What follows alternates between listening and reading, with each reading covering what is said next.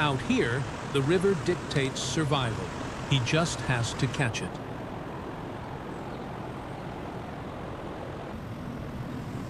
Deep in the forest, once one man sets out to secure a foothold in an unforgiving valley. The turquoise water is freezing, but it provides a reliable navigation path through the dense terrain. Wading directly up the channel consumes less energy than fighting through the thick brush of the banks. He scans the rock formations for a natural windbreak. Large, rounded boulders offer structural anchors for a temporary camp. Flowing water, natural stone shelter, and abundant timber. These three factors determine whether a camp can last the night.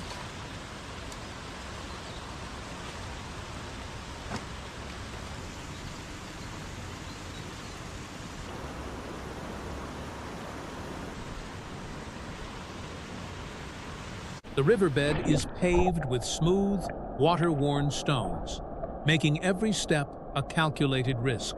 Waders trap body heat, but a single slip into the frigid current can strip that warmth away. He moves slowly, reading the surface currents to locate deeper pools where trout might be resting. Brown trout conserve energy by holding behind submerged boulders, waiting for the current to deliver food. By keeping his profile low against the bank, he avoids casting a shadow over the clear water. Out here, patience is a calculated investment.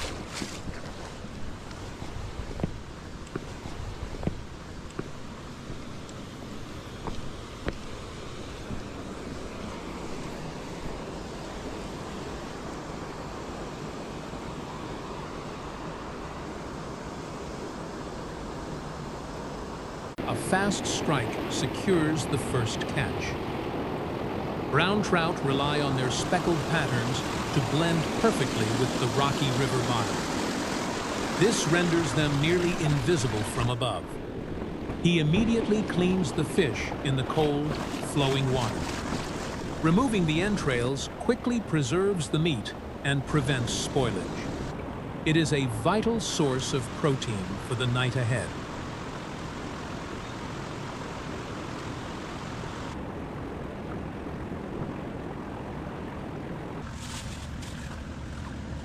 A landing net minimizes the struggle, ensuring the catch isn't lost in the final moments. The river has provided, fulfilling the primary requirement for his survival out here.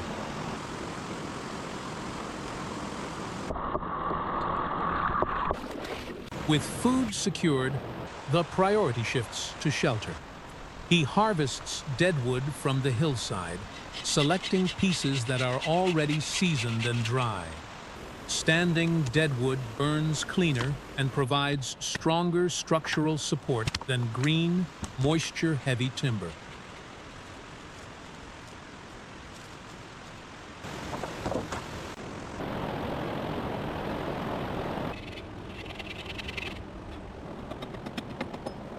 Arranging the stones forms a foundation, but the shelter needs a roof. He wedges thick branches between the massive boulders to frame a lean-to. The rocks act as a natural backrest, providing immense thermal mass and deflecting prevailing winds. Cross beams lock into the uneven surface, creating a rigid skeleton without complex lashings.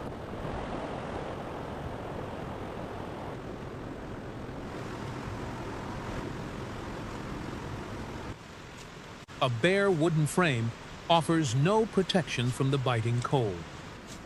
He harvests thick mats of living moss from the surrounding rock faces to serve as insulation. Moss is a natural sponge, trapping stagnant air within its dense root structures.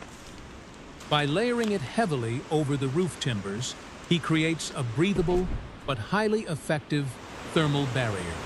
The damp earth attached to the roots acts as a secondary windbreak. Inside, the space transforms into a dark, protected pocket against the elements.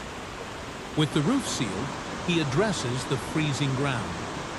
Conductive heat loss can drain a body's core temperature faster than the ambient air. He strips boughs from an evergreen tree to build an elevated mattress. The overlapping pine needles create a springy, lofted layer that separates his body from the damp soil. It is a simple mechanism, yet it dictates whether he will actually sleep or just survive. He tests the compressed boughs, ensuring the floor is completely insulated. The shelter is now a functioning system.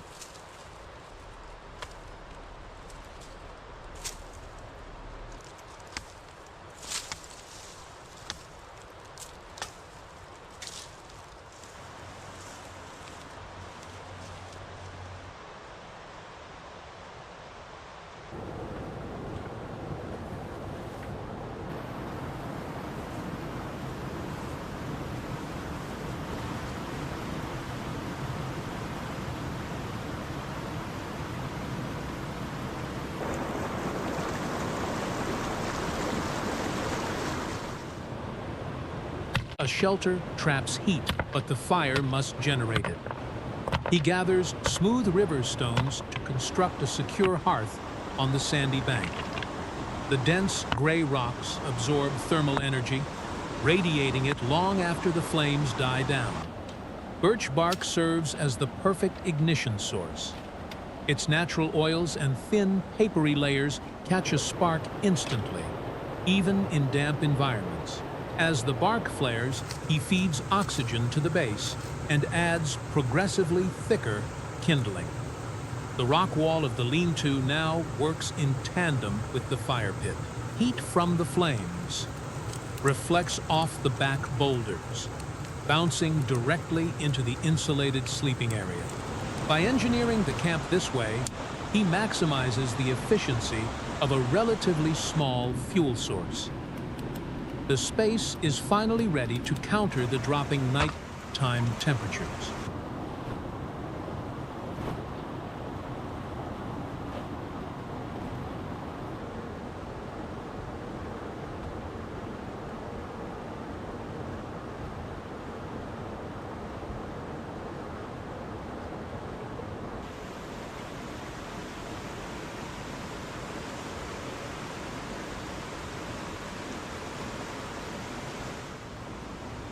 Under the cover of darkness, he steps back into the rushing current. Wading silently, he traps a second fish directly against the submerged rocks. A bare-handed catch relies entirely on reading the water and minimizing vibrations in the dark.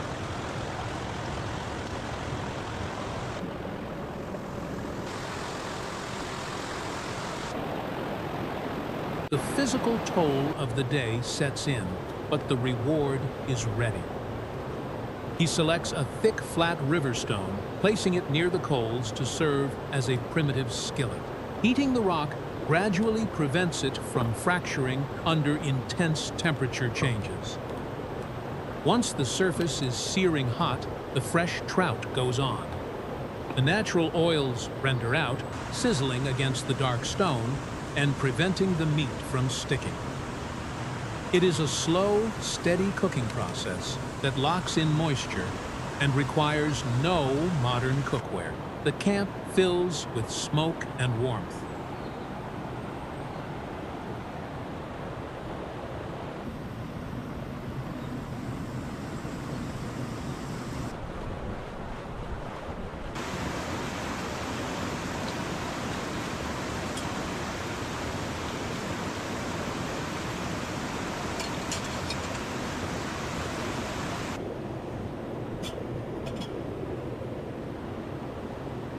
He flips the fish, ensuring the ambient heat cooks the meat evenly to the bone. Using a fixed-blade knife, he carefully separates the delicate pink flesh from the spine and ribs. The flat cooking stone doubles as a clean preparation surface, keeping the food elevated above the ash. To supplement the lean protein, he slices open an avocado, combining the dense fats with the hot fish. A survival situation, consuming high-quality fats before sleep drastically improves the body's ability to maintain core temperature. He retreats into the moss-lined lean-to, sheltered from the cutting wind. The heat of the fire reflects perfectly into the small, insulated pocket, wrapping the interior in a steady warmth. Sitting on the bed of pine needles, he eats in the absolute quiet of the canyon. The energy spent wading the frigid river and hauling timber is finally being replenished. Out here, a hot meal is more than comfort. It is the fuel required to see the next day.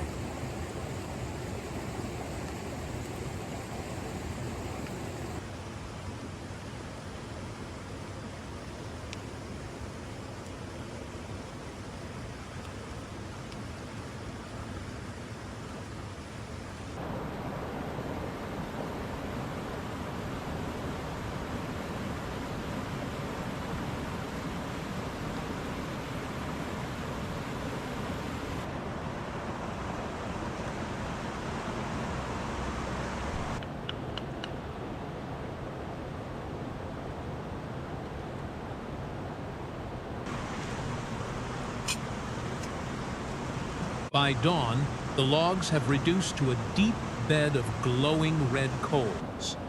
Hardwood embers burn hotter and longer than open flames, providing an intense heat source perfect for boiling water. The shelter held the warmth perfectly.